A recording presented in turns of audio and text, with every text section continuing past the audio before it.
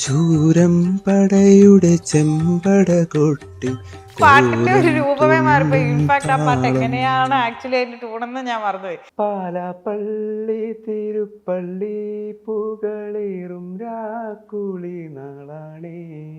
ഇഷ്ടംപോലെ കമന്റ്സ് വരാറുണ്ട്.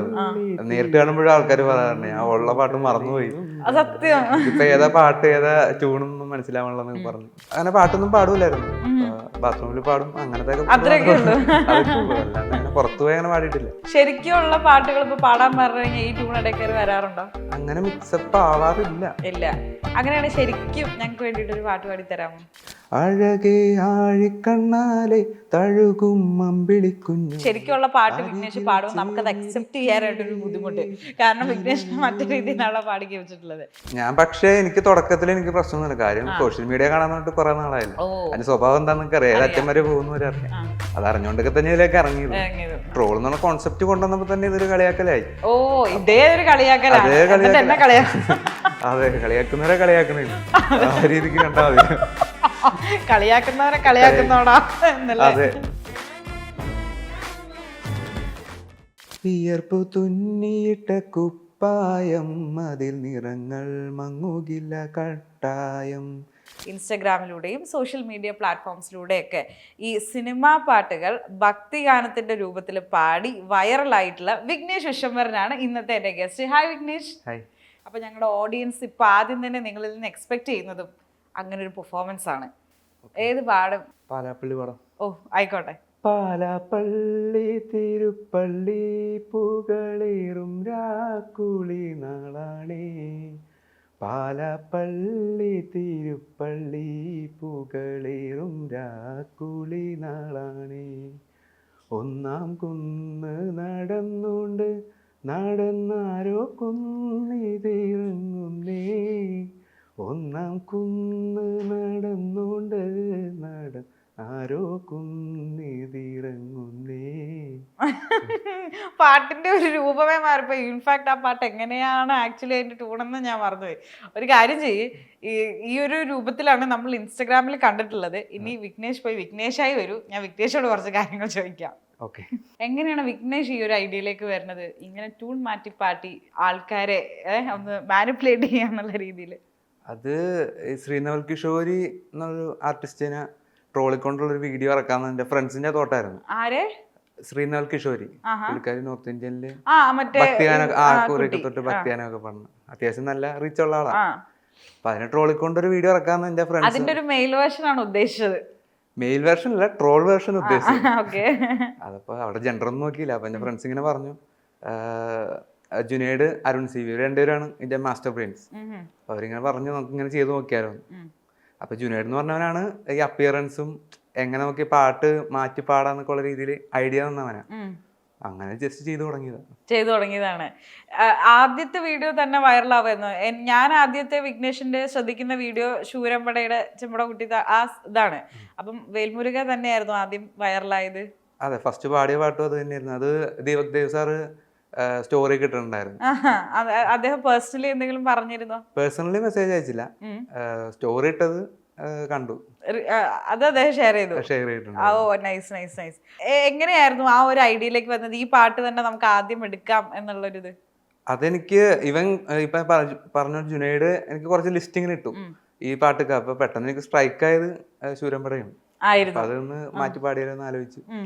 അപ്പൊ മാറ്റി പാടാനുള്ള പാട്ട് കണ്ടുപിടിക്കുന്നത് എങ്ങനെയാ? ട്യൂൺ ലൈക്ക് എപ്പോഴും പാടുന്ന യൂസ് ചെയ്യുന്ന ഒന്ന് കണ്ടങ്ങിരിക്കും ജനങ്ങൾ അല്ലേ? ആ പാട്ട് അതിന്റെ ട്യൂൺ യൂസ് ചെയ്യാറുണ്ട്. പിന്നെ ഏതൊക്കെയാ യൂസ് ചെയ്യുന്നത്? പിന്നെ ശ്രീരഘുരാമ അതിന്റെ യൂസ് ചെയ്യാറുണ്ട്. ഇപ്പൊ ശൂരമ്പട യൂസ് ചെയ്തേക്കണത് കവചത്തിലാണ്, സുബ്രഹ്മണ്യ കവചത്തില.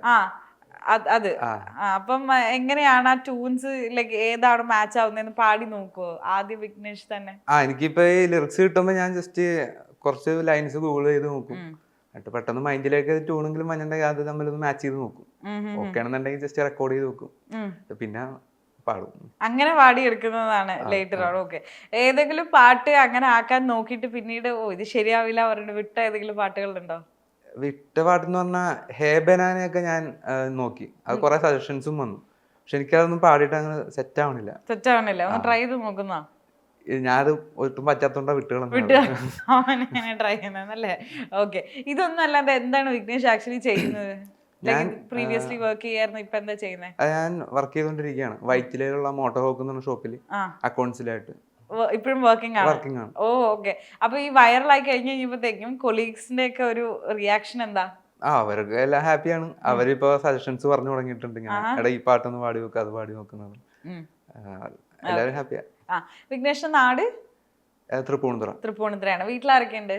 വീട്ടില് അച്ഛൻ, അമ്മ, സിസ്റ്റർ മാരീഡ് ആണ്. മാരീഡ് ആണ്.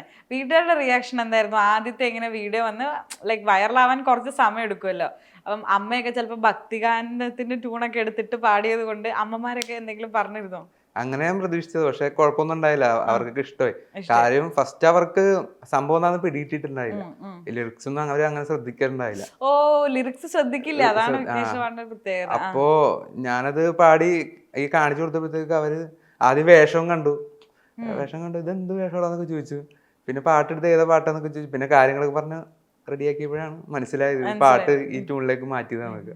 മകൻ ഇത്ര വൈറലായി ഒരു സോഷ്യൽ മീഡിയ താരമായി വീട്ടുകാർ അറിഞ്ഞൊരു മൊമെന്റ്? അതിപ്പോ ദീപക് ദേവ് സാറ് ഇങ്ങനെ ഇട്ടല്ലോ, അപ്പൊ ഞാനതൊക്കെ കാണിച്ചു കൊടുത്തു. മനസ്സിലാക്കി കൈവിട്ട് പോയിന്ന്. ഓക്കെ. ഇതുവരെ ആക്ച്വലി വിഘ്നേഷ് പാടിയതില് വിഘ്നേഷിന്റെ ഫേവറേറ്റ് പാട്ട് ഏതായിരുന്നു? ഫേവറേറ്റ് പാട്ട് ആവേശത്തില ഒരു സൽപുത്രൻ പിറന്നട പണ്ട്. എന്നാ നമുക്കത് കേൾക്കാം. ഒരു സൽപുത്രൻ പിറന്നട പണ്ട്, മഹാധ്യായം തുടക്കമായ അന്ന്, ഇത് ദിക്കെട്ടും മുഴങ്ങിടും പാട്ട്, കൊടും സന്തോഷ പിറந்த നാൾ വാഴ്ത്ത്, ആർമാദം ആർക്കും ആർമാദം, ആർത്തു പൊന്തട്ടെ ആഘോഷ പ്രകമ്പനം, ആർമാദം ആർക്കും ആർമാദം, ആർത്തു പൊന്തട്ടെ ആഘോഷ പ്രകമ്പനം. നിങ്ങൾ ഈ വേഷം കെട്ടി വരുന്ന ആ ക്യാരക്ടറിന് എന്തെങ്കിലും പേര് കൊടുത്തിട്ടുണ്ടോ?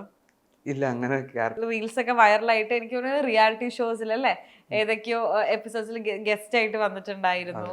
അപ്പം ഇത്രയും ഫെയിം ഒക്കെ വരുമ്പോൾ പുറത്തിറങ്ങുമ്പോൾ ആൾക്കാർ എങ്ങനെയാണ് അവരുടെ റിയാക്ഷൻ? നിങ്ങളൊരു ഫാൻ മൊമെന്റ് ഒക്കെ പെട്ടെന്ന് ഓർത്ത് പറയാനുണ്ടോ? ഫാൻ മൊമെന്റ് ഇപ്പൊ കുറെ പേര് മെസ്സേജസ് അയക്കാറുണ്ട്. പിന്നെ നേരിട്ട് കാണുമ്പോഴത്തേക്കൊക്കെ അതെ ആ ചേട്ടനല്ലേ ചേട്ടൻ പാട്ട് പാടണൊക്കെ ചോദിച്ച് അങ്ങനെ വരാറുണ്ട്. ചിലവര് സെൽഫി എടുക്കും. എന്തെങ്കിലും കല്യാണത്തിന് എന്തെങ്കിലുമൊക്കെ പോകുമ്പോഴത്തേക്കും സെൽഫി എടുക്കുന്ന, ഒരു ഉത്സവത്തിന് പോയപ്പോഴത്തേക്കും കുറെ പേര് വന്നു സെൽഫി ഒക്കെ എടുത്തു. ഇതെങ്ങനെയാണ് അൺഎക്സ്പെക്ടഡ് ആയിട്ട് വന്നൊരു ഫെയിം ആണോ അതോ ഒരു ലൈം ലൈറ്റിലേക്ക് വരണം എന്ന് പണ്ടേ ആഗ്രഹമുള്ള ഒരാളാണോ വിഘ്നേഷ്? ഞങ്ങൾക്ക് അൾട്ടിമേറ്റ് സിനിമ, ഞങ്ങൾക്കൊരു ടീമുണ്ട് വെള്ളാന മീഡിയ എന്ന് പറഞ്ഞിട്ട്. ഞങ്ങൾ ഇതിനു വേണ്ടി വർക്ക് ചെയ്യാണ്. റീൽസും ഷോർട്ട് ഫിലിംസും ഒക്കെ പ്ലാനുണ്ട്. കുറച്ച് റീൽസ് ഒക്കെ ചെയ്തു പോകുന്നുണ്ട്. അപ്പോഴാ ഇതിലേക്ക് എത്തിപ്പെടാനായിട്ടുള്ള സ്റ്റെപ്പായിട്ട് ഇതിനെ കാണുന്നു. തീർച്ചയായിട്ടും ആ ഒരു സ്റ്റെപ്പ് അത് സത്യമാവട്ടെ എന്ന് പറയാം. കാരണം ഇപ്പോൾ ഒരുപാട് റീൽസ് കൂടെയുള്ള സോഷ്യൽ മീഡിയ ട്രെൻഡ് സെറ്റേഴ്സ് ഒക്കെ സിനിമയിലും നമുക്ക് കാണാൻ പറ്റുന്നുണ്ട്. ഒത്തിരി ആൾക്കാരെ ലൈക്ക് ഇപ്പോൾ ജോമോനൊക്കെ വന്നിട്ടുള്ളത് റീൽസിലൂടെ തന്നെയാണ് എല്ലാവരും വന്നിട്ടുള്ളത്. നമ്മുടെ പണിയിലെ അല്ലേ ജുനൈസും എല്ലാവരും റീൽസിലൂടെ വന്നത്. അപ്പോൾ എന്തായാലും വിഘ്നേഷിനും അങ്ങനെ ഒരു ഭാവി ഉണ്ടാകട്ടെ എന്ന് ആശംസിക്കുകയാണ്. സിനിമയിൽ എക്സാക്ട്ലി എന്ത് ചെയ്യാനാണ് ഇഷ്ടം? അഭിനയമാണോ ഡിറക്ഷൻ ആണോ? എനിക്ക് സിനിമയുടെ പാർട്ടാണോ മെയിൻലി, ആക്ടിംഗ് ആണ് താല്പര്യം. ഡയറക്ഷനും എല്ലാത്തിലും കൈവെക്കണമെന്ന് ആഗ്രഹമുണ്ട്. ഒരാഗ്രഹമുണ്ട്. അതിന് മുന്നോടിയായിട്ടാണ് ഈ ഒരു അല്ലേ സ്വാമിയുടെ വേഷം കെട്ടി വന്നിട്ടുള്ളത്. ഓക്കെ. ഞാൻ ആദ്യം ഫസ്റ്റ് ഈ ഒരു വീഡിയോ കണ്ടപ്പോഴത്തേക്കും ഐ തിങ്ക് മ്യൂട്ടായിട്ട് എന്തോ ആണ് ഞാൻ ഇത് കണ്ടത്, സൗണ്ട് ഇല്ലാണ്ടാണ്. അപ്പം ഞാനത്തെ ശരിക്കുള്ള ഏതോ ഒരു സ്വാമി ഇരുന്ന് എന്തോ പറയുകയാണ്. അന്നേരം ഞാൻ ഇങ്ങനെ കേട്ടപ്പോഴേ ഇത് എവിടെയോ കേട്ടിട്ടുണ്ടല്ലോ എന്നുള്ളൊരു ഇത്. പലരും അങ്ങനെ പറഞ്ഞിട്ടില്ല. അതായത് നിങ്ങളെ പാട്ട് കേൾക്കുമ്പോൾ ശരിക്കുള്ള പാട്ടും വേറെ നമുക്ക് ഡിഫറൻഷിയേറ്റ് ചെയ്യാൻ പറ്റുന്നില്ല എന്നുള്ളൊരിത് ഇഷ്ടംപോലെ കമന്റ്സ് വരാറുണ്ട്. അത് നേരിട്ട് കാണുമ്പോഴും ആൾക്കാർ പറയാറുണ്ട് ഞാൻ ഉള്ള പാട്ട് മറന്നുപോയി, സത്യം ഇപ്പൊ ഏതാ പാട്ട് ഏതാ ട്യൂണൊന്നും മനസ്സിലാവണമെന്ന് പറഞ്ഞു കുറെ കമന്റ്സ് ഉണ്ട്. ഇത് ശരിക്കും പറഞ്ഞാൽ at the end of the day പാട്ട് തന്നെയാണല്ലോ. അപ്പൊ വിഘ്നേഷ് എങ്ങനെയാണ് പണ്ടൊക്കെ ഫ്രണ്ട്സ് ഒരു 4 പേര് കൂടിക്കഴിഞ്ഞാൽ അതിന്റെ ഇടയിലുള്ള ഒരു ഗായകനായിരുന്നു വിഘ്നേഷ്? ഇല്ല, അങ്ങനെ പാട്ടൊന്നും പാടൂലായിരുന്നു. ബാത്റൂമിൽ പാടും അങ്ങനത്തെ അത്രയൊക്കെ ഉള്ളൂ, അല്ലാണ്ട് അങ്ങനെ പുറത്തു പോയി അങ്ങനെ പാടിയിട്ടില്ല. അപ്പം ഇങ്ങനെ ലൈക് പാട്ടാണല്ലോ at the end of the day present ചെയ്യുന്നത്. അപ്പം അതിന്റെ ഒരു ഫീലിംഗ് എന്തായിരുന്നു, ഞാൻ പാട്ട് പാടണോ എന്നുള്ളൊരു ഇത്? എനിക്ക് പക്ഷെ ആ സമയത്ത് അങ്ങനെ ഒന്നും ഞാൻ ചിന്തിച്ചിട്ടില്ല. അത് ആൾക്കാരെ എങ്ങനെ എടുക്കുമെന്നോ അത് ചിന്തിച്ചിട്ടും ചിലപ്പോ ഇവിടെ ഇരിക്കൂലായിരുന്നു. അത് അവിടെ വെച്ച് ഡ്രോപ്പ് ചെയ്തേനെ.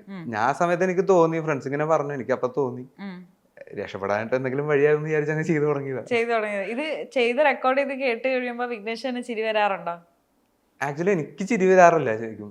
ഞാനിപ്പോ ഷൂട്ട് ചെയ്യുമ്പോൾ എല്ലാവരും ചോദിക്കാറുണ്ട്, ഷൂട്ട് ചെയ്യുമ്പോൾ നിനക്ക് എങ്ങനെ ചിരിക്കാണ്ട് പാടാൻ പറ്റും? പക്ഷെ എനിക്ക് ആ സമയത്ത് ഞാൻ ട്യൂൺ ചെയ്ത പാട്ട് പാടി ഔട്ട് എടുക്കുക എന്നുള്ളതാണ്ട് അതിന്റെ അപ്പുറത്തേക്ക് ഞാൻ ചിന്തിച്ചിട്ടില്ല. ഇല്ല. എത്ര നേരം എടുക്കും ഈ ഒരു പാട്ട് അതിനെ ലിറിക്സ് എടുത്ത് ഈ രീതിയിൽ മാറ്റി കൊണ്ടുവന്ന് പാടാനായിട്ട്? അത് ഡിപ്പെൻസ് ആണ്. ഇപ്പോ ആവേശത്തിലൊക്കെ പാട്ട് എനിക്കൊരു അരമണിക്കൂർ കൊണ്ടിട്ട് ഞാൻ സെറ്റ് ചെയ്തതാണ്. ഓ, നിങ്ങൾ പെട്ടെന്ന് റെഡിയായി അല്ലേ? ട്യൂണും സെറ്റ് ചെയ്ത് പെട്ടെന്ന് പരിപാടി ചെയ്ത് തീർക്കും. അതെ, ഞാൻ ഇപ്പൊ ട്യൂൺ പെട്ടെന്ന് കിട്ടി കഴിഞ്ഞാൽ നേരെ റെക്കോർഡ് ചെയ്യുന്നു. എന്നിട്ട് അനൂപ് എന്ന് പറഞ്ഞ ഏട്ടനാണ് എനിക്ക് ഷൂട്ട് ചെയ്തത് തന്നെ. പുള്ളിയുടെ റൂമിൽ, കലൂരിലുള്ള റൂമിലാണ് ഷൂട്ട് ചെയ്യുന്നത്. നേരെ അനൂപേട്ടനെ വിളിക്ക്, ഫ്രീ ആണെന്ന് ചോദിക്കും, നേരെ അങ്ങോട്ട് ചെല്ലും, ഷൂട്ട് ചെയ്ത് പോരും. ഒരാഴ്ച എത്ര വീഡിയോ ഷൂട്ട് ചെയ്യും? ഞാൻ ഒരു ദിവസം ഒരു 3 പാട്ടൊക്കെ നേരത്തെ ഷൂട്ട് ചെയ്ത് വെക്കുമായിരുന്നു. ഇപ്പൊ കുറച്ച് ടൈമിന്റെ വിഷയമുള്ള കാരണം പോയി. ആണല്ലേ? കുറച്ചായിട്ട് ഇടുക. 3 തീരുമ്പോ അടുത്ത സ്റ്റോക്ക്. ശരിക്കുള്ള പാട്ടുകൾ ഇപ്പൊ പാടാൻ പറഞ്ഞു കഴിഞ്ഞാൽ ഈ ട്യൂൺ ഇടയ്ക്ക് വരാറുണ്ടോ? അങ്ങനെ മിക്സപ്പ് ആവാറില്ല. ഇല്ല. അങ്ങനെയാണ് ശരിക്കും ഞങ്ങൾക്ക് വേണ്ടിട്ട് ഒരു പാട്ട് പാടി തരാമോ? പൂവേ പൂവേ താഴം പൂവേ നെഞ്ചിൻ നാളം നീ, വീണ്ടും വീണ്ടും കാണാൻ തോന്നും മായാജാലം നീ, അഴകെ ആഴിക്കണ്ണാലെ തഴുകും അമ്പിളിക്കുഞ്ഞോളെ അരികിൽ ചേർന്നിരിക്കൂലേ നിലവേ, വെറുതെ വാടി നിൽക്കാതെ ചിരിയിൽ മുത്തുകുടഞ്ഞാട്ടെ, മഴവിൽ ചന്തമേ എന്നുമെൻ സ്വന്തമേ. Thank you. ശരിക്കുള്ള പാട്ട് വിഘ്നേഷ് പാടുമ്പോൾ നമുക്കത് അക്സെപ്റ്റ് ചെയ്യാനായിട്ടൊരു ബുദ്ധിമുട്ട്. കാരണം വിഘ്നേഷ് മറ്റു രീതിയിലാണ് പാടി കേൾപ്പിച്ചിട്ടുള്ളത്. ഈ ഭക്തി ഗാനങ്ങൾ എടുത്തിട്ട് ഇങ്ങനെ രൂപമാറ്റം ചെയ്യുമ്പോഴേ എന്തൊക്കെ നെഗറ്റീവ് കമന്റ്സ് ആ വരാറുള്ളത്? മെയിനായിട്ട് ഇപ്പൊ ഹിന്ദുയിസത്തിനെ കളിയാക്കണെന്നുള്ളൊരു, അത് ഇൻസ്റ്റയില് പക്ഷെ കുറവാ. ഫേസ്ബുക്കിലൊക്കെ പോസ്റ്റ് ചെയ്യുമ്പോൾ നല്ല രീതിയിൽ കിട്ടാറുണ്ട്. വരാറുണ്ട്. വേറെ പണിയില്ലടാന്നൊക്കെ പറഞ്ഞ്, ജോലിയും കൂലിയില്ലടാന്നൊക്കെ ചോദിച്ച് അങ്ങനെ കുറെ കമന്റ്സ്.